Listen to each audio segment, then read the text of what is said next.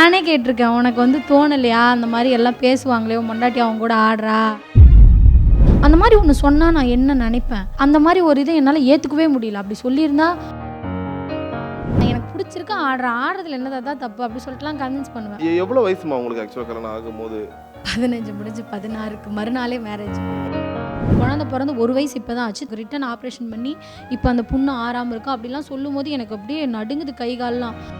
Title sponsor தி Chennai silks, ஆஹா ஓஹோ ஆடி sales, Jayachandran. குறைந்த விலை நிறைந்த தரம், தங்கள் தேவைகள் அனைத்தும் ஒரே இடத்தில். Jayachandran. MCR pure cotton club, formal and casual shirts. Max gold, cash for gold. Call 04445454545. Presents முதல் நாயகன் தாயாக நான். Powered by Sunland, பிசுபிசுப்பில்லாத Sunland Refined Sunflower Oil. Healthcare partner Rainbow Hospital. Births right by Rainbow Hospitals. Your right to a safe delivery. Associate sponsor Supreme Furniture. Truly stylish. Hospitality partner Park Elenza. Beverage partner Wag Bagri since 1892. அழதான் தெரிஞ்சது அப்போ இவ எதுக்கு ஆடுறா அப்படின்னு சொல்றவங்களுக்கு தைரியம் இல்லை. அவ எதுவும் பண்ண மாட்டா, அவ சரியா இருப்பா இதில் அப்படின்ற நம்பிக்கை. எனக்கு அவர் கல்யாணம் பண்ணும்போது எனக்கே வீடு இல்லை. எங்கள் தாத்தா பாட்டி வீட்டில் தான் அப்படி தான் மேரேஜ் ஆச்சு. தம்பிங்களுக்கு காலைல ஸ்கூலுக்கு இல்லை சாப்பாடு எப்படி அனுப்புறது, சரி நான் பார்க்குறேன். 20 ரூபா இருந்துச்சு. நான் பஸ்ஸுக்கு போகிறதுக்கு 10 ரூபா, வரதுக்கு 10 ரூபா டான்ஸ் கிளாஸ். அப்போ அந்த டைம்லனா இரு பஞ்சமி நீ போகாத அப்படின்னு அவர் சொல்லியிருக்கலாம். நான் இங்கே சேனல்லையுமே எதுலையுமே நான் எங்கள் அம்மா பற்றி பேசியிருக்கவே மாட்டேன். இந்த மாதிரிலாம் ட்ரெஸ்ஸு போட்டிருக்கா, உனக்கு நான் இப்படி வயிறுலாம் தொப்பெல்லாம் இருக்குது, உனக்கு ஒரு மாதிரியா இல்லையாங்க, பார்க்கும்போதுமே உனக்கு முகம் சொல்லிக்கிற மாதிரி இல்லையா, மற்றவங்க சொல்லுவாங்கள்ல உனக்கு காலையில். நானே கேட்டிருக்கேன் அவர்கிட்ட. அதை பற்றி நான் கவலைப்பட்டதே இல்லைங்க சார். இறைவனாய் தந்த இறைவியே, இருளினில் காணும் ஓவியமே. எந்த வேலை வேணால் செய்வோம். ஆனால் கரும்பு வெட்டுறது ஏன் கஷ்டம்னா, அவங்க அப்பா கரும்பெட்டியே அவர் அனுப்பக்கூடாதுன்னு சொல்லி இருந்தார். ஏன்னா அவங்க அப்பா கரும்பு லாரி லோடு ஏற்றும் போது தான் ஒரு பக்கம் கயர் சரிஞ்சு கரும்பு லோடே சரிஞ்சு அவங்க அப்பா இறந்துட்டார். அதுக்கப்புறம் கல்யாணம் ஆனதுக்கப்புறம் அந்த வேலைக்கு போகக்கூடாதுன்னு தான் நான் போகிற சூழ்நிலை. ஆனாலும் செஞ்சு தான் ஆகணும் அப்படி சொல்லிட்டு செஞ்சு உடம்பு ஃபுல்லாக அலர்ஜி பயங்கரமாக ஒத்துக்கல. அந்த அந்த சொனை வந்து ஒத்துக்கல. அது அப்படியே அறுக்கும் அப்படி போட்டு.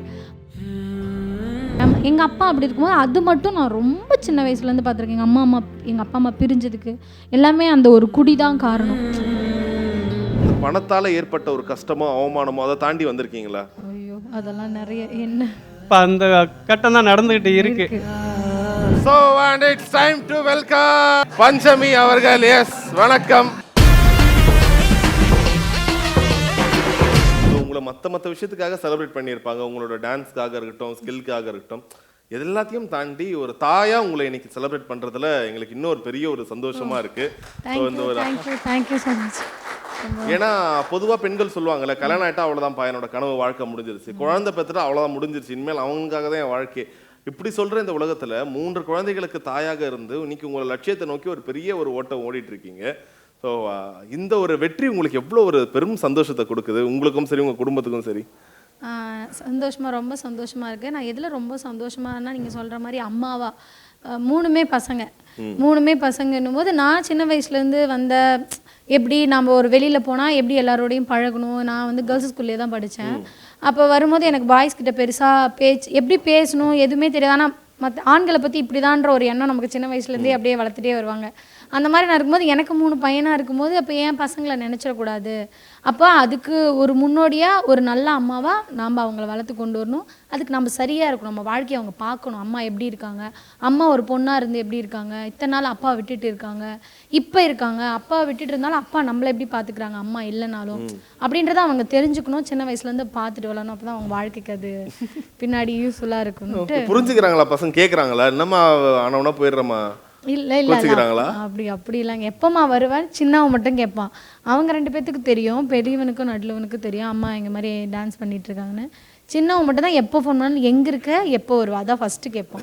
எங்கே இருக்க எப்போ வருவா, அது வந்துடுறப்பா அம்மா வந்துடுறப்பா அப்படி சொல்லிகிட்டே இருப்பேன். உங்களுக்கு எவ்வளோ மிஸ்ஸிங்காக இருக்கும்? நீங்கள் அங்கே டான்ஸ் ஆடுறீங்க, ஒரு ப்ராக்டிஸ் இருக்கீங்க, திடீர்னு பசங்க கால் பண்ணுறாங்க, இல்லை கால் பண்ணுறதை விட அங்கே டான்ஸ் கிளாஸ்க்கு ஸ்டூடெண்ட்ஸ் வருவாங்க, அவங்க அம்மான்னு கூப்பிடும்போது எனக்கு ரொம்ப கஷ்டமாக இருக்கும். ஏன்னா வீட்டில் அதாவது நான் சொல்ல இது இப்போ தான் வந்தது, இது நான் எதிர்பார்க்க கூட இல்லை. ஆனால் அதுக்கு முன்னாடி காலையில் எழுந்திரிச்சதுலேருந்து அம்மா மாற்றி அந்த வார்த்தை கேட்டுகிட்டே இருக்கும். என்னால் வேறு வேலை கூட செய்ய முடியாது. அதை ஏதாவது நான் கவனப்படுத்திட்டு இருந்து இவனை கத்திட்டே இருந்தோன்னா இரேண்டா அப்படின்னு அப்படி கேட்டுகிட்டே இருக்கும், அம்மா அம்மா அம்மான்னு மாற்றி மாற்றி. ஆனால் அம்மான்ற வார்த்தையே கூப்பிடாம எப்போயாவது ஃபோனில் அவங்க ஸ்கூல் போயிடுவாங்க. நைட்டில் அப்புறம் நான் ப்ராக்டிஸில் இருப்பேன் சாயந்தரத்தில். அப்புறம் நான் நைட்டு முடிச்சுட்டு போனால் அவங்க தூங்கிடுவாங்க. எப்போயாவது ஒரு தாட்டி பேசணுன்னா ஃப்ரீயாக இருக்கும்போது அவங்க வர டைமில் நான் கால் பண்ணி பேசினா மட்டும்தான் என்னைக்காவது ஒரு நாள் பேச முடியும். இல்லைனா அப்படி பேசவே இல்லை. அந்த வார்த்தை ரொம்ப எல்லா குழந்தைங்களும் பார்க்கும்போது செட்லலாம் குழந்தைங்க ஐயோ அப்படி போடும்போது மிஸ்ஸாக இருக்கும். ஓகே சரி. இன்ஃபேக்ட் பார்க்கும்போது இப்போ உங்கள் பசங்க இப்போ நீங்கள் பயங்கரமாக டான்ஸ் ஆடுறீங்க. நிறைய பேருக்கு ரொம்ப ஆச்சரியமாக இருந்தது, இப்போ இவங்களுக்கு இவ்வளோ சின்ன வயசுல கல்யாணம் ஆச்சா, 25 வயசுல 3 குழந்தையான்ற ஒரு விஷயம் சொல்கிறான். உங்களுக்கு என்னைக்காச்சும் இந்த வருத்தம் இருக்கா, ரொம்ப சின்ன வயசுல கல்யாணம் பண்ணிக்கிட்டோமேன்ற ஒரு வருத்தம் இருந்துச்சா? அது எப்போ இருக்குன்னா வருத்தமாக இல்லை, வருத்தம் தான். எப்படின்னா அது ஆயிடுச்சு, அதுக்கு மேலே அது வருத்தப்பட்டு பிரயோஜனம் இல்லை. அதுக்கப்புறம் தான் அது தெரியாது எனக்கு. 15 வயசில் ஆனிச்சு. ஒரு 2 வருஷம் கஷ்டமாக இருந்துச்சு. என்ன குடும்பம் என்ன பண்ணுறது, இது எப்படி சமாளிக்கிறதுன்னு தெரியல. அப்போ கொஞ்சம் எனக்கு கஷ்டமாக இருந்துச்சு, எதுவுமே புரியாத. ஹஸ்பண்டு எவ்வளோ வயசுமா உங்களுக்கு ஆக்சுவலாக கல்யாணம் ஆகும்போது? 15 முடிஞ்சு 16க்கு மறுநாளே மேரேஜ். அப்பா அப்படி பர்த்டேக்கு அடுத்த நாள் கல்யாண நாள். அப்போ உடனே கல்யாணம் நடந்துச்சு. அப்போ கொஞ்சம் கஷ்டமாக இருந்துச்சு. இப்போ என்னன்னா வேற சின்ன பிள்ளைங்களை 16 வயசு படிக்கிற பிள்ளைங்களை பார்த்தா எனக்கு கஷ்டமாக இருக்கும். இவங்க இப்போ இவ்வளோ ஜாலியாக இருக்காங்களே, இவங்க நான் எப்படி கடந்து வந்துட்டு என்னால் ஞாபகப்படுத்தி பார்க்க முடியல. ஆனால் எப்படி வந்துட்டேன், இவங்களை அந்த இடத்துல வச்சு என்னால் பார்க்கவே முடியல. வேறு குழந்தைங்களே இப்போ என் கூட பேக் டான்ஸ் பிள்ளைங்க ஆடுது, நிறைய பிள்ளைங்க பேசுது, அக்கா அக்கான்னு அந்த மாதிரி பிள்ளைங்கள என்னால் வச்சு பார்க்க முடியல அந்த இடத்துல. ஓகே, உங்களுக்கு அந்த ஒரு ஆசை இருந்திருக்குல்ல, எப்படி இருந்துச்சு நாளைக்கு கல்யாணம், அதுக்கு முந்தின நாள் என்னடா நம்ம நல்லா டான்ஸ் ஆடணும் படிக்கணும் என்னென்னவோ ஆசைப்பட்டோம், இது எல்லாமே முடிஞ்சிருமான்ற ஒரு கேள்வி இருந்துச்சு அந்த கல்யாணத்துக்கு முந்தின நாள்? எல்லாருக்குமே இருக்குதாங்க. மெயினாக படிக்கணும் இதெல்லாம் தாண்டி கல்யாணம் அது எதுக்கு இப்போது, ஐயோ நமக்கு எதுக்கு கல்யாணம், எனக்கு அது மாதிரி தான் தோணுச்சு. வேணாம் இப்போதைக்கு வேணான்னு ஒரு பயம் இருந்துச்சு. அழதான் தெரிஞ்சுது அப்போ சொல்லவோ. இப்போ புரிகிற மாதிரி ஒரு விஷயத்த சின்ன குழந்தைங்க கூட தெளிவாக சொல்கிறாங்க. உண்மையாக சொன்னால் எனக்கு அப்போ சுத்தமாக தெரியாது. ஃபோனே இப்போ தான், இதெல்லாமே அதிகமாக டிவி ஃபோன் இதெல்லாமே இப்போ தான் பார்க்குறேன். அதனால் எனக்கு அப்போ சுத்தமாக சொல்ல தெரியாது. ஸ்கூலு வீடு அழதான் தெரிஞ்சுது. அப்போ சாமிக்கிட்ட எப்பவும் வேண்டுவோமே, சாமி நடக்கூடாதுன்னு அப்படி தான் நினச்சது. ஆனால் நடந்துருச்சு. ஓகே, இருந்தாலும் அது எப்போ உங்கள் கணவர் உங்களை புரிஞ்சுக்கிட்டாரு நீங்கள் நினச்சிங்க? லைக் இந்த மாதிரி டான்ஸ் ஆடுவேன் அதெல்லாம் நீங்கள் சொன்னது அப்பயே சொல்லிட்டீங்களா கல்யாணம் உடனே? அப்பயே அவங்களுக்கு தெரியும் நான் ஸ்கூல் டேஸில் ஆடுவேன், அதில் தான் அதிகம் இம்பார்ட்டன்ஸ் கொடுப்பேன்னு அவருக்கு தெரியும். ஆனால் நான் இந்த மாதிரி ஆகணும்னு நினச்சது அவருக்கு தெரியாது. ஆனால் மேரேஜ் ஆயிடுச்சு. ஆனால் எனக்கு ரொம்ப படிப்பை விட ஸ்கூலுக்கு போகிறதே நான் வந்து இந்த மாதிரி டான்ஸ் ஆடுறதுக்காக, நமக்கு சுதந்திர தினத்துக்கு இந்த மாதிரி ஃபேர்வெல் டே ஏதாவது கொடுத்தாங்கன்னா நம்ம ஆடலாம் அப்படின்னு சொல்லிட்டு தான் நான் ஸ்கூலுக்கே போவேன். அதிகமாக டான்ஸ் ப்ராக்டிஸ்னா ஏமாற்றிட்டு போயிடுவேன் ஸ்கூல்லேருந்து. அதனால் அப்படி நான் தான் அதில் அதிகமாக ஆர்வமாக இருந்தேன், அவருக்கு அது தெரியாது. அப்புறம் மேரேஜ் ஆனதுக்கப்புறம் எனக்கு சொல்கிறதுக்கு பயம், சொல்ல முடிகிற சூழ்நிலையும் இல்லை, அவளை தான் போச்சுன்னு சொல்லிட்டு விட்டுட்டேன். அப்பயுமே அவர் புரிஞ்சுட்டார். சரி இந்த வயசில் கல்யாணம் பண்ணிவிட்டு அவளுக்கு எனக்கு தெரியாது, ஒரு வீட்டு வேலை கூட தெரியாது. ஆனால் தெரியாதுன்றது அவர் அப்போ புரிஞ்சுக்கிட்டார். இப்படி தான் பண்ணணுன்னா கொஞ்சம் சண்டை பிடிப்பார். ஆனால் அந்தளவுக்குலாம் ஃபோர்ஸ் பண்ணதில்லை என்ன எந்த விஷயத்துலையுமே. எனக்கு தெரிலனாலும் கஷ்டம் வரும், சண்டை அப்படிலாம் வரும். ஆனால் அதுக்கு எனக்கு கொஞ்சம் டைம் கொடுத்து நானாக புரிஞ்சுட்டு தான் எல்லாமே பண்ண ஆரம்பிச்சேன். ரைட். இன்ஃபேக்ட் நிறைய கிராமங்களில் இந்த ஒரு ஜென்ரலாக பெண்கள் பயங்கரமாக டான்ஸ் ஆடணும், இல்லை ரொம்ப ஜோவியில் எல்லாக்கிட்டும் ஜாலியாக பேசலாம், துருன்னு இருந்தாவே 2 விஷயம் சொல்லுவாங்க. நான் பொம்பளை பிள்ளையே ஃபஸ்ட்டு அடக்கொடக்கமாக இருக்குது, நான் ஆம்பளை பசங்க தான் அதெல்லாம் பண்ணுவாங்க. இன்னொரு பக்கம் சரி எப்படி ஆடிட்டு இருக்கா பாரு, அந்த மாதிரி சொல்கிறவங்களும் இருப்பாங்க. இந்த ஒரு பேச்சை இந்த சுற்றி இருக்க என்ன வேணால் பேசட்டும், நான் என்னுடைய அந்த லட்சியத்தை நோக்கி ஓடுவேன். அது உங்கள் காதில் கேட்டுட்டு இருந்துச்சா சுற்றி இருக்கவங்க பேசுனது? கேட்டுட்டு எனக்கு வந்து எங்கள் அப்பா அம்மா வந்து ரொம்ப தைரியம். எங்கள் அப்பா ரொம்ப தைரியமானவர். எனக்கு வந்து என்னன்னா, நம்ம தப்பு பண்ண நமக்கு ஒரு மனசாட்சி இருக்குது. நம்ம தப்பு பண்ணுறோன்னு தெரிஞ்சால் மட்டும்தான் ஒரு விஷயத்தை பண்ணக்கூடாது. அது எந்த விஷயமா இருந்தாலும் சரி, மற்றவங்களுக்கு சரியாக இருந்தால் கூட நமக்கு தப்புன்னா அந்த விஷயத்தை நம்ம பண்ணக்கூடாது. மற்றபடி மற்றவங்களுக்கு தப்புன்ற விஷயம் நமக்கு சரியாக இருந்தால் பண்ணணும். நான் கரெக்டாக இருக்கிறேன், அதனால் உனக்காக நான் பயப்பட முடியாதுன்றதில் நான் ஸ்ட்ராங்காக இருப்பேன். என் வீட்லேயுமே அப்படி தான். என் வீட்லேயுமே தாத்தா பாட்டிலாம் திட்டுவாங்க ஸ்கூலுக்கு ஆடும்போது, எதுக்கு வர அதெல்லாம் ஆடக்கூடாது பண்ணக்கூடாது. ஆனாலும் இல்லை நான் எனக்கு பிடிச்சிருக்கு ஆடுறதுல என்ன தாத்தா தப்பு அப்படி சொல்லிட்டுலாம் கன்வின்ஸ் பண்ணுவேன். அவங்கள சொல்லும் போது அதே மாதிரி சொல்லுவாங்க ஊரில். ஆனால் சொல்கிறவங்க மனசுலேயும் இருக்கும் ஆசை, அவளை மாதிரி நாமளும் ஆடணும், அவள் மட்டும் எப்படி இருக்கா பாரு அப்படின்னு அவங்களுக்கு தோணும். ஏன்னா எனக்கு பண்ணுறது கொஞ்சம் தைரியம், வீட்டில் ஒத்துக்கிட்டாங்க. சொல்கிறவங்களுக்கு அந்த மாதிரி என்னை வந்து இவ எதுக்கு ஆடுறா அப்படின்னு சொல்கிறவங்களுக்கு தைரியம் இல்லை, அவங்க வீட்டில் அதை தாண்டி வர்றதுக்கு தைரியம் இல்லாதனால என்ன சொல்கிறாங்க. ஓகே, ஸோ உங்களுக்கு பிடிச்ச டான்ஸ்க்காக நான் இந்த பேச்செல்லாம் வாங்கினேன், இவ்வளோ சொல்கிறவங்களாம் இதை தாண்டி வந்தேன்னா நீங்கள் உங்கள் வாழ்க்கையில் கடந்து வந்திருப்பீங்களா? அதில் ஒரு விஷயம் சொல்ல முடியுமா? முடிய முடியாத தவிர ஆடாத அந்த மாதிரி என்ன வேணா நடந்திருக்கலாம். அதை தாண்டி நான் இதை ஒரு பண்ணேன், ஒரு சேலஞ்சா எடுத்துக்கிறேன்னா என்னன்னு சொல்லுவீங்க? சொன்னா வேற ஓஹோ இப்போ அது சொல்றது கூட ஏதாவது பொய் அப்படி இப்படி சொல்லுவாங்க சொல்லிட்டு ஏன் அதெல்லாம் யாரும் சொல்ல மாட்டாங்க. இப்போ நாங்கள் எல்லாமே உங்களை நம்புறோம் எப்பவுமே. என்னன்னா எனக்கு இப்போ நாங்கள் பசங்க, எனக்கு அப்பா இல்லை, அவருக்கும் அப்பா இல்லை, எங்கள் மாமியார், எனக்கு அம்மா தம்பி தான். எங்களோட குடும்பத்தை நாங்கள் தான் பார்த்துக்கிட்டோம். நான் கல்யாணம் பண்ணிட்டு வரும்போது எங்கள் வீட்டில் எதுவும் இல்லை, என்னை கல்யாணம் பண்ணும்போது எங்கள் வீட்லேயும் எதுவும் இல்லை. அப்படி கல்யாணம் பண்ணி ஆனால் நமக்குன்னு ஒரு அடையாளம் இருக்கணும், நம்ம இப்படி தான் குழந்தைங்கள வளர்க்கணும், இப்படி நமக்கு எங்களுக்கு வீடு இல்லை. எனக்கு அவர் கல்யாணம் பண்ணும்போது எனக்கே வீடு இல்லை. எங்கள் தாத்தா பாட்டி வீட்டில் தான் அப்படி தான் மேரேஜ் ஆச்சு. ஆனால் எங்களுக்குன்னு இப்போ ஒரு வீடு, என் பசங்களை இப்படி தான் படிக்க வைக்கணும், இப்படி தான் வளர்க்கணும் அப்படின்னு சொல்லிட்டு இருக்கும்போது எங்களுக்கு கொஞ்சம் கஷ்டம்.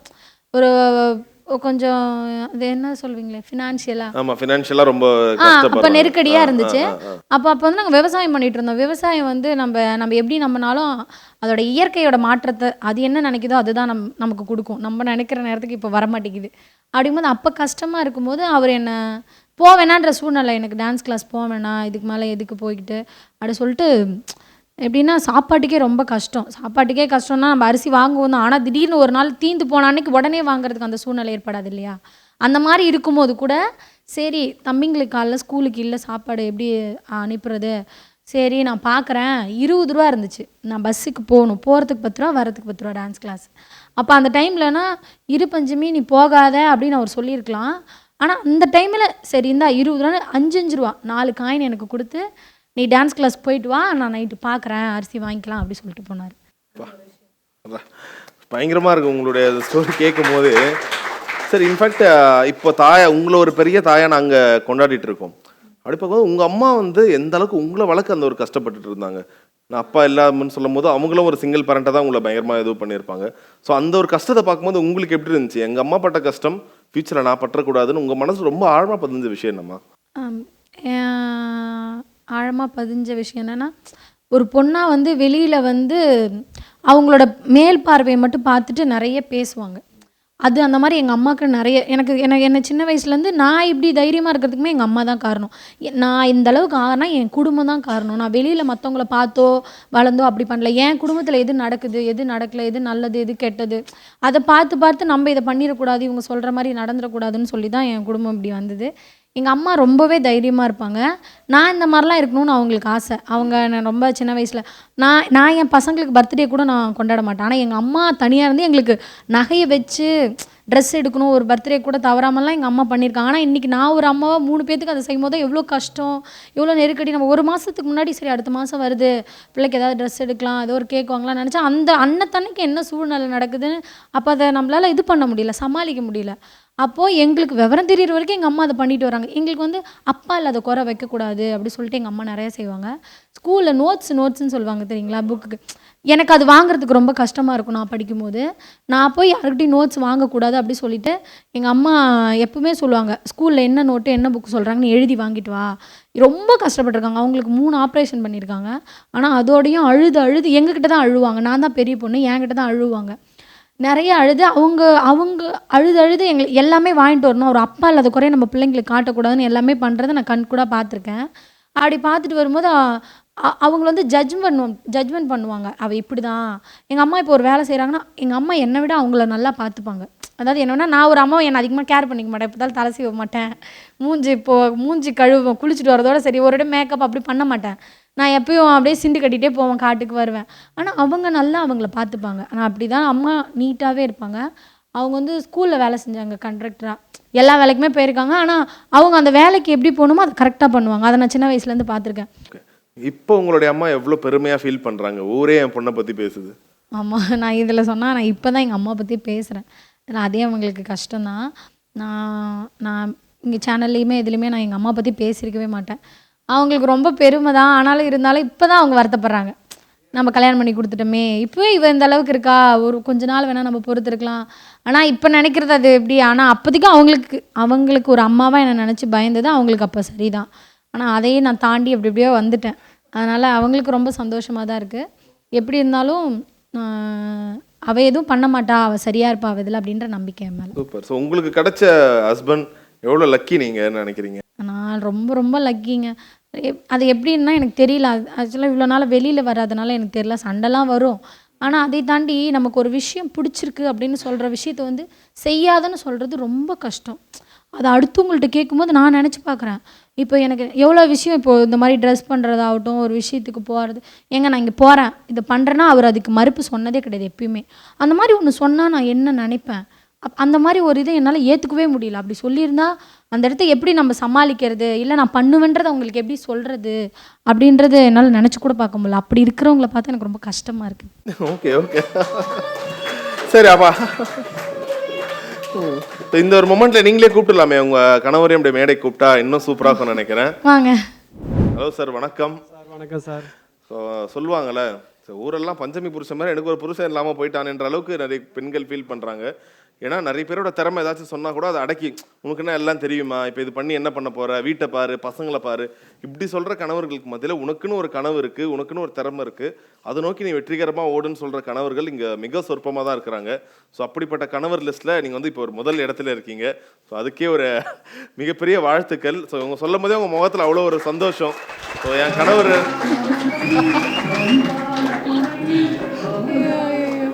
சார் அப்படி இல்லைங்க சார், அவங்க சின்னதுலேருந்தே அவங்களுக்கு அது பிடிக்கும். எனக்கு அது ரொம்ப லேட்டாக தான் தெரிஞ்சுது. அவங்களுக்கு பிடிக்கும் டான்ஸ் தான் என்னுடைய அடுத்த கட்ட முடிவுங்கும்போது எனக்கு அது தெரியல. அப்போ அவங்க ரொம்ப லேட்டாக தான் என்கிட்ட சொன்னாங்க. ஏன்னா அப்போ சொல்லியிருந்தாலுமே அது எங்களால் நிறைவேற்றிருக்க முடியாது இருந்த சூழ்நிலை. கண்டிப்பாக அதை நான் ஓப்பனாகவே சொல்லுவேன். ஏன்னா அப்போ உடனே பையன் அடுத்தடுத்து இருந்தாலும் பசங்களை பார்க்குறதுக்கு உண்டான அதுக்கே டைம் சரியாக போயிடுச்சு. அதுக்கு அவங்க வெளியில் வர்றதுக்கு வாய்ப்பே இல்லை. நான் மட்டும்தான் வேலைக்கு போவேன், குடும்பத்தை பார்த்துக்கிட்டு இருந்தேன். இப்போ பசங்க 3 பேருமே ஸ்கூல் போக ஆரம்பிச்சிட்டானுங்க. அதுக்கப்புறம் தான் என்ன பண்ணலாம், என்ன செய்யலாம். அது வந்து சின்ன ஸ்கூல் போகிறதுக்கு ஒரு 4-5 மாதத்துக்கு முன்னாடி தான் என்கிட்ட சொன்னாங்க, இந்த மாதிரி டான்ஸ் தான் எனக்கு பிடிக்கும், இந்த மாதிரி டான்ஸில் வீட்டில் பிடிக்கும், நான் இதுதான் பண்ண போகிறேன் அப்படின்னு சொல்கிறது வந்து லேட்டு தான். ஆனால் நான் வீட்டில் ஆடுவேன், பாடுவேன், அதெல்லாம் எப்பயுமே குறையாது. டிவியில் ஒரு பாட்டு, எல்லா பாட்டுமே மனப்பாடம், டான்ஸ் எல்லா மூமெண்ட்டுமே அவங்க மாட்டுக்கு வீட்டில். நான் அதெல்லாம் எதுவுமே சொல்லவே மாட்டேன். காட்டில் வேலை செஞ்சாலும் செய்கிறாங்க, நம்ம காட்டில் நம்ம கூட வந்து செய்கிறாங்க. ஸோ அப்போ வீட்டில் எல்லா வேலையுமே பார்த்துக்கிறாங்க. அப்படி இருக்கும்போது அது அவங்களுக்கு பிடிக்கும். அதை ஏன் நாம் தடுத்துக்கிட்டு எப்படி வேணாலும் இருக்கட்டும், ஃப்ரீ, நமக்கு தேவையானதை செய்கிறாங்களா, அவங்களுக்கு தேவையானதை செஞ்சுட்டு அதை ஏன் நம்ம அவங்கள கஷ்டப்படுத்துகிற மாதிரி பேச நான் எதுவுமே பேச மாட்டேன். சூப்பர். இன்ஃபேக்ட் இந்த ஷோவில் அவங்க கலந்துக்கிறதுக்கு மிக முக்கியமான காரணமே நீங்கள் தான். நீங்கள் தான் அதை போய் ஆகணும்னு சொன்னீங்கன்னெலாம் கேள்விப்பட்டோம். ஸோ உங்களுக்கு ஒரு யோசனை வந்துருக்கும்ல சார், சரி நம்ம அனுப்புகிறோம், இப்போது சுற்றி இருக்கணும், அவங்க ட்ரெஸ்ஸை பற்றி கிண்டல் பண்ணலாம், என்ன குழந்தை பற்றி இந்த மாதிரி ட்ரெஸ் ஊர் என்னங்க கிண்டல் பண்ணுறது, நானே கேட்டிருக்கேங்க அவர்கிட்ட. ஏன்னா இப்போது கல்யாணம் ஆனதுக்கப்புறம் நான் பெருசாக யாரும் முகம் சுளிக்கிற அளவுக்கு நான் ட்ரெஸ் பண்ணிக்கிட்டதில்லை. ஏன்னா நான் சின்ன வயசில் ட்ரெஸ் போட்டிருக்கேன். ஒரு ஸ்டேஜுக்கு மேலே இதுதான் பண்ணக்கூடாது நமக்கே தெரியும். அந்த மாதிரி தான் நான் இருக்கும்போது நானே கேட்டிருக்கேன், உனக்கு வந்து தோணலையா, அந்த மாதிரி எல்லாம் பேசுவாங்களே, மொண்டாட்டி அவங்க கூட ஆடுறா, இந்த மாதிரிலாம் ட்ரெஸ்ஸு போட்டிருக்கா, உனக்கு நான் இப்படி வயிறுலாம் தொப்பலாம் இருக்குது, உனக்கு ஒரு மாதிரியா இல்லையாங்க, பார்க்கும்போதுமே உனக்கு முகம் சொல்லிக்கிற மாதிரி இல்லையா, மற்றவங்க சொல்லுவாங்கள்ல உனக்கு காலையில், நானே கேட்டிருக்கேன் அவர்கிட்ட. அதை பற்றி நான் கவலைப்பட்டதே இல்லைங்க சார். நம்மளுடைய சந்தோஷத்தை நம்ம என்றைக்குமே கெடுக்கக்கூடாது. என் ஒய்ஃபோடைய சந்தோஷம் தான் எனக்கு முக்கியம். அடுத்தவங்க சொல்கிறத பற்றி எனக்கு கவலையே கிடையாது. அவங்க இன்றைக்கி சொல்லுவாங்க, இன்றைக்கி நம்ம கீழே இருக்கும்போது அதை தாழ்த்தி பேசுவாங்க, நாம் ஒரு இடத்துக்கு மேலே வரும்போது அதை உயர்த்தி பேசுவாங்க. மனிதனுடைய இயல்பே அதுதான். அதனால் நான் என்றைக்குமே அதை பற்றி கவலைப்படுறதே இல்லை. இன்னும் என்ன உன்னால் என்ன பண்ண முடியுமோ பண்ணு. நான் எதை பற்றி நான் கவலைப்பட்டால் மட்டும்தான், கஷ்டப்பட்டால் மட்டும்தான் நீ கஷ்டப்படணும். நானே உன்னை தைரியமாக எதை வேணாலும் செய்யுங்கும்போது நீ யாரை பற்றியும் கவலைப்படக்கூடாதுன்னு நான் அடிக்கடி சொல்லுவேன். கண்டிப்பாக. அதை தாண்டி இப்போ 2 பேரும் இப்போ வெற்றிகரமாக சூப்பராக இப்போ ஒரு சந்தோஷமான முகத்தோடு இருக்கீங்க. ஆரம்ப காலத்தில் இவங்க சொன்ன மாதிரி ஒரு 20 ரூபாய்க்கு பட்ட கஷ்டமாக இருக்கட்டும், நிறைய விதமான வேலை செஞ்சுருக்கீங்க. நீங்கள் செஞ்சதுல ரொம்ப கஷ்டமான வேலைனா என்ன? கரும்பு வெட்டுறது தான் ரொம்ப கஷ்டமான வேலை. அவர் என்னென்னா எதனால் கரும்பு வெட்டுறது கஷ்டமான வேலைலாம், இப்போ நாங்கள் கல்யாணத்துக்கு முன்னாடி அவரும் ஒரு வேலை செஞ்சுட்டு இருந்தார், நான் படிச்சுட்டு இருந்தேன். அப்புறம் கல்யாணம் ஆனதுக்கப்புறம் 3 குழந்தைங்க 2 பேருமே வேலைக்கு போய் ஆகணும். ஒரு வேலை வந்து செட் ஆக மாட்டேங்குது. அதாவது நாங்கள் வந்து வேலைனா இப்போ விவசாயத்திலே நீங்கள் கேட்டு பார்த்தீங்கன்னா தெரியும், விவசாயம் பரம்பரையாக காடு வச்சு பெருசாக விவசாயம் பண்ணுறவங்க இருக்காங்க விவசாயின்னு. ஆனால் அதே விவசாயத்தை காசு கொடுத்து எனக்கு அதுதான் தெரியும், நீ எனக்கு கம்மியாக கொடுத்தாலும் சரி அதிகமாக கொடுத்தாலும் சரி, நான் விளையிறதுல உனக்கு பாதி கொடுத்து அதை செய்கிற விவசாயி, கூலி விவசாயி, அன்னாடம் கூலிக்கு போகிற விவசாயியும் இன்னும் இருக்காங்க. அந்த லிஸ்ட்டில் தான் நாங்கள் எந்த வேலை வேணால் செய்வோம். ஆனால் கரும்பு வெட்டுறது ஏன் கஷ்டம்னா, அவங்க அப்பா கரும்பெட்டியே அவர் அனுப்பக்கூடாதுன்னு சொல்லி இருந்தார். ஏன்னா அவங்க அப்பா கரும்பு லாரி லோடு ஏற்றும் போது தான் ஒரு பக்கம் கயர் சரிஞ்சு கரும்பு லோடே சரிஞ்சு அவங்க அப்பா இறந்துட்டார். அவங்க அப்பானா அவருக்கு அவ்வளோ பிடிக்கும், உயிர். அப்படி இருக்கும்போது அவங்க அம்மா வந்து ஒரே பையன், என் பையன் இனிமேல் கரும்பேட்டையே போகக்கூடாதுன்னு வளர்த்து, அப்புறம் கரும்பேட்டையே அவர் போகல, அப்படியே படிச்சுட்டு அப்படியே ஊர் சுற்றிட்டே ஜாலியாக இருந்தார். அதுக்கப்புறம் கல்யாணம் ஆனதுக்கப்புறம் அந்த வேலைக்கு போகக்கூடாதுன்னு தான் நான் போகிற சூழ்நிலை. எங்கள் ஊரில் வேறு வேலையே இல்லை. ரொம்ப கஷ்டம் இல்லை கரும்பெட்டுறது. அந்த வேலைக்கு போய் செய்ய முடியாத புதுசாக வெயிலில் செஞ்சு, ஆனாலும் செஞ்சு தான் ஆகணும் அப்படி சொல்லிட்டு செஞ்சு உடம்பு ஃபுல்லாக அலர்ஜி, பயங்கரமாக ஒத்துக்கல. அந்த அந்த அந்த சொனை வந்து ஒத்துக்கல, அது அப்படியே அறுக்கும் இப்படி இப்படி போட்டு, அது ஃபுல்லாக உடம்பு ஃபுல்லாக அப்படியே தடிச்சு போயிருந்தது. அப்பயுமே டெய்லியும் அவன் கரும்பேட்டை போயிட்டே இருந்தார். அப்படிப்பட்ட சூழ்நிலை அந்த டைமில் பசங்களை பார்க்கணும், எங்களுக்கு ரொம்ப கஷ்டம். வேறு வேலையும் இல்லை, டிப்ளமோ முடிச்சிருக்கேன் எலக்ட்ரிக்கல், இருந்தாலும் அந்த லைனில் நான் போகல. சரி விவசாயம் தெரிஞ்சதால இந்த லைனில் சரி செய்யலாம் அப்படின்றதுனால அந்த லைனில் செஞ்சேன். ஒரு பக்கம் நீங்கள் கஷ்டப்படுறீங்க, அதை தாண்டி என்னடா நம்மளை நம்பி ஒரு பொண்ணு வந்திருக்கு, அவங்களையும் ஒரு கால சூழலாம் அவங்களையும் கஷ்டப்படுத்த வேண்டியது இருக்கு, ஏதாச்சும் வேலைக்கு அனுப்ப, அது எவ்வளோ கஷ்டம் உண்மையில். அதில் எத்தனை நாள் நினச்சி நான் வருத்தப்பட்டிருக்கிறேன். என்ன பேய் பிடிச்சிக்குமா? பொய் பிடிச்சோன்னா இது சொல்கிறேன்னா, நல்லா பார்த்துக்கிறேன் கல்யாணம் பண்ணிட்டு போயிட்டு திடீர்னு இப்போ நான் என்ன நினச்சேன், எனக்கு அப்போ நான் சொன்னல எனக்கு பயம் கல்யாணம் சொல்லிட்டு நான் எதுவுமே இவர்கிட்ட பேசலை. அதாவது பேசுவாங்களே நம்ம இதுதான் செய்யணும் செய்யக்கூடாதுன்னு எனக்கு எந்த ஒரு எதிர்பார்ப்புமே இல்லை. அப்போதைக்கு எனக்கு கல்யாணம் வேணான்ற எண்ணம் மட்டும்தான் இருந்துச்சு. மற்றபடி வீடு, படிப்பு, வேலை, எப்படி அடுத்தது பண்ண போகிறோன்ற எந்த ஒரு ஐடியாவுமே இல்லை. போக போக பார்த்தா என்னை அப்படியே ஏமாற்றிட்டு வீட்டில் சமைக்கிறது சாப்பிட்றது இப்படியே இருந்தேன். அப்புறம் ஒரு குழந்தையானதுக்கப்புறம் தான் எல்லாரோடையும் பார்த்து தெரிஞ்சு, இல்லை நம்மளும் கற்றுக்கணும், கேள்வி கேட்கணும், எப்படின்றத புரிஞ்சுக்கணும். அப்போ சில விஷயம்லாம் சொல்லும் போது நான் உன்னை பார்த்துக்கிறேன், உன்னை கஷ்டப்படாமல் வச்சுருப்பேன், அது பண்ணுவேன் இது பண்ணுவேன். நான் அவங்க குடும்ப வேலையை தெரிஞ்சுக்கிறதுக்கே அவங்களுக்கு 4-5 வருஷம் ஆச்சு. கண்டிப்பாக எந்த வேலை அவங்களுக்கு தெரிஞ்சாலும் தெரியிறப்ப செய்யட்டும். இந்த வேலை ஏன் செய்யலை போகலாம் எதுவுமே கேட்க மாட்டேன். எப்போ தெரியுதோ அப்போ செய்யட்டும். இப்பதான் செஞ்சு அவனெல்லாம் நான் கட்டாயப்படுத்தினேன். அப்படி கட்டாயம் இஷ்டத்துக்கு தான் செய்வேன், அவங்க இஷ்டம் தான். சரி, இப்போ உங்களுக்கு அவங்க கல்யாணம் ஆகும்போது ரொம்ப சின்ன வயசு, 15. கண்டிப்பா உங்களுக்கு அப்ப தயங்க இருந்துச்சா? என்னடா கண்டிப்பா இல்லாம இருக்கும். வயசு 13 வருஷம் வரும். அப்பா கண்டிப்பா வரும். உங்களுக்கு அந்த ஒரு என்னடா ரொம்ப சின்ன பொண்ணா இருக்கீங்களே, அந்த ஒரு எப்படி கடந்து இருந்துச்சு? ஆனா பிடிச்சிருச்சு. சரி கேட்டு கட்டிக்கிட்டோம். ஆனால் அன்னைக்கு இவங்களுக்கு வேலை தெரியாதப்ப என் கூட சேர்ந்து எவ்வளோ கஷ்டப்பட்டுருக்காங்க, காட்டுலேயும் வீட்லேயும் சரி. ஆனால் அன்னைக்கு அந்த அளவுக்கு கஷ்டப்பட்டதால் தான், என் கூட கஷ்டப்பட்டதால் தான் சரி அவங்களுடைய ஆசையை நிறைவேற்றணுன்ற எண்ணம் எனக்கு வந்துச்சு. உண்மை அதுதான். சரி நமக்காக இவ்வளோ கஷ்டப்படுறாங்க, அவங்க ஆசையை நாம் நிராகரிக்கணும், அவங்க ஆசையை கண்டிப்பாக நிறைவேற்றணும் அப்படின்னு எடுத்த முயற்சி தான் இன்றைக்கி இந்த அளவுக்கு. அன்னைக்கு கஷ்டப்பட்டாங்க, ஆனால் இன்றைக்கி கொஞ்சம் சந்தோஷமாக இருக்கிறாங்க. அவங்க ஆசை நிறைவேறிடுச்சு, அதனால சந்தோஷமா இருக்கிறாங்க. கூடமே கஷ்டம்னா வந்து இது என்னன்னா, நான் அவரை எதிர்பார்க்கல. எனக்கு நீ இப்படி தான் வச்சுருக்கணும், இப்படி தான் எனக்கு எல்லாமே செய்யணும், என்னை கட்டிக்க போகிற மாப்பிள்ளைக்கிட்ட என்ன இருக்குன்னு எனக்கு எதிர்பார்ப்பல. எனக்கு என்ன இருந்துச்சுன்னா, குடிக்கக்கூடாது, எந்த கெட்ட பழக்கமும் இருக்கக்கூடாது என் வாழ்க்கையில். அதனால் நான் ரொம்ப இழந்திருக்கேன். எங்கள் அப்பா அப்படி தான் ஸ்ட்ரோக்கு வந்து இறந்து போயிட்டார் குடிச்சு. எங்கள் ஊர் இதில் போட்டுறாதீங்க, எங்கள் ஊர் தான் அந்த கள்ளச்சாரம், அந்த ஊர் தான் எங்கள் ஊர் எங்கள் அப்பா அப்படி இருக்கும்போது அது மட்டும் நான் ரொம்ப சின்ன வயசுலேருந்து பார்த்துருக்கேன். எங்கள் அப்பா அம்மா பிரிஞ்சதுக்கு எல்லாமே அந்த ஒரு குடி தான் காரணம். அதனால் அது மட்டும் இருக்கக்கூடாது அப்படி சொல்லிட்டு தான் அது இல்லை. அப்புறம் அதனால தான் வீட்லேயும் கல்யாணம் பண்ணி கொடுத்தாங்க. சரி, இப்போ பசங்க பார்க்கும்போது கிட்டத்தட்ட எல்லாம் ஒரே வயசு, கொஞ்சம் டிஃப்ரென்ஸில் இருக்காங்க. இப்போ ப்ரெக்னென்சி தொடர்ந்து ஒரு 3 வாட்டி ப்ரெக்னென்ட்டில் இருக்கும்போது அப்பயும் வேலைக்கெல்லாம் போவீங்களா? இல்லை, அப்போல்லாம் வீட்டில் தான் இருந்தாங்க. ஆமாம், வீட்டில் தான் இருந்தாங்க. அப்படியே அடிச்சிடுவேன் நான். என்ன வேலைன்னா, எங்கள் காட்டில் பக்கத்து காட்டில் நாங்கள் மொக்கு போடுவோம், பருத்தி பண்ணுவோம். அப்போல்லாம் கூலி வேலைக்கெல்லாம் போனதில்லை. வீட்டில் நம்ம காட்டில் பயிர் வைக்கும் போது செய்வாங்க. காடு கூலி வேலைக்கெல்லாம் போனால் உடனே வேலைக்கே போகாமல் இருந்தேன்னு கேட்பாங்க கேள்வி. கூலி வேலைக்குன்னா காட்டு வேலைக்கு வந்து எங்கள் காட்டில் 6 மாதம் எங்கள் காட்டில் செய்வோம். அந்த 6 மாதம் முடிஞ்சோடனே பக்கத்து காட்டில் அப்படியே ஒருத்தர் மாற்றி ஒருத்தர் எல்லாமே செஞ்சுக்குவோம். ஓகே. ஸோ உங்கள் முதல் குழந்தை பறக்கும் போது அது எவ்வளோ ஒரு சந்தோஷம் கொடுத்தது, என்ன ஒரு பயம் கொடுத்தது? என்னடா அது இவ்வளோ சின்ன வயசில் குழந்தை, இவனை எப்படி பார்த்துக்க போகிறோம், எப்படி வளர்க்க போகிறோம்? அதெல்லாம் இவரெல்லாம் சந்தோஷத்துக்கெல்லாம் உண்மையில அளவே இல்லை. எனக்கு தான் பயமாக இருந்துச்சு. அவங்களுக்கு பயம், குழந்தை இருக்கு என்ன பண்ணுறது, அது எனக்கு தான் இருந்துச்சு வீட்டில். அது இல்லாமல் ஃபஸ்ட்டு குழந்தை சிசரிங்னு சொல்லிட்டாங்க. அது ரொம்ப கஷ்டம், எங்களால் தாங்கிக்கவே முடியல. அது ஒரு கஷ்டம்தான் ஃபஸ்ட்டு பேபிக்கு. மற்றபடி சந்தோஷம் ரொம்பவே அதிகம். சிசரிங்கன்றதால ரொம்பவுமே கஷ்டப்பட்டோம் நாங்கள். அவங்களுக்குமே அது ரொம்ப கஷ்டமாயிருச்சு. ஏன்னா அந்த வயசில் 3 குழந்தையுமே சிசரிங். ஒவ்வொரு பிரசவம் அப்போ இவரும் அப்படியே வெளியில பாத்திரத்தோட தான் இருப்பாரு. கண்டிப்பா. ஆனா அதெல்லாம் ரொம்ப, அதுதான் 3 குழந்தை. இப்போ இன்னைக்கு இந்த அளவுக்கு ஆடுறேன் அப்படி சொன்னா, இப்போ பேர் சொல்ல வேணா, என் சொந்தக்கார பொண்ணு தான், அவள் சிசேரியன் பண்ணி ஏற்கனவே வயிறில் ஏதோ அந்த தையல் இது மாதிரியே இருந்து திரும்ப அவளுக்கு ஆப்ரேஷன் பண்ணுறாங்க. குழந்தை பிறந்து 1 வயசு இப்போ தான் ஆச்சு. திரும்ப அவளுக்கு ரிட்டன் ஆப்ரேஷன் பண்ணி இப்போ அந்த புண்ணு ஆறாமல் இருக்கா. அப்படிலாம் சொல்லும்போது எனக்கு அப்படியே நடுங்குது கை கால்லாம். நான் ஆப்ரேஷன் பண்ணியிருக்கும்போமே திரும்பலாம் ஆப்ரேஷன் பண்ணியிருக்காங்க. இன்ஃபெக்ஷன் ஆகிடுச்சா அந்த மாதிரிலாம்.